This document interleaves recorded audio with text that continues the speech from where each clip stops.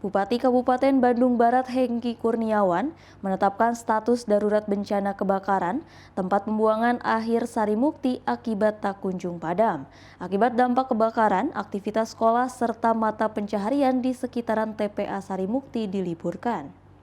Mohon maaf tidak bisa saya sebutkan satu persatu. Hal tersebut disampaikan Bupati Kabupaten Bandung Barat Hengki Kurniawan usai mengikuti kegiatan rapat koordinasi penanganan bencana kebakaran TPA Sarimukti di Mapolres Kota Cimahi pada Kamis siang 24 Agustus. Bupati Kabupaten Bandung Barat Hengki Kurniawan mengatakan, pertanggal 22 Agustus 2023, pihaknya mengeluarkan surat keputusan darurat bencana dengan meliburkan aktivitas sekolah serta melarang sementara bagi para pemulung yang biasanya bekerja di TPA Sarimukti. Keputusannya tersebut berkaitan dengan asap yang mengepul dari TPA Sarimukti, mengganggu aktivitas dan kesehatan masyarakat. Menurut Hengki, sebanyak 30 orang warga yang tinggal di sekitaran TPA Sarimukti terpapar infeksi saluran pernafasan akut. Oleh karena itu, pihaknya mendirikan posko kesehatan untuk menangani para warga yang terjangkit ISPA. Tanggal 22 saya mengeluarkan SK darurat bencana.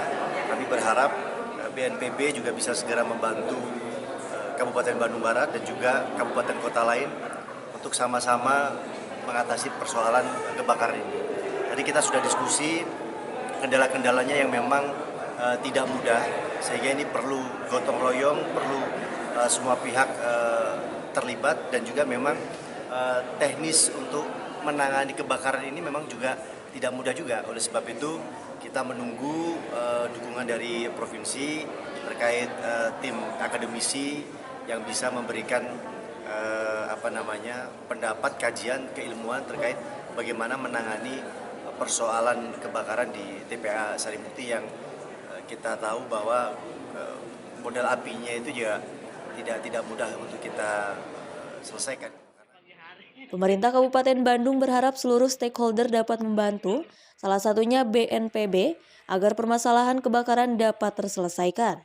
Hingga saat ini kebakaran TPA Sarimukti masih belum dapat dipadamkan.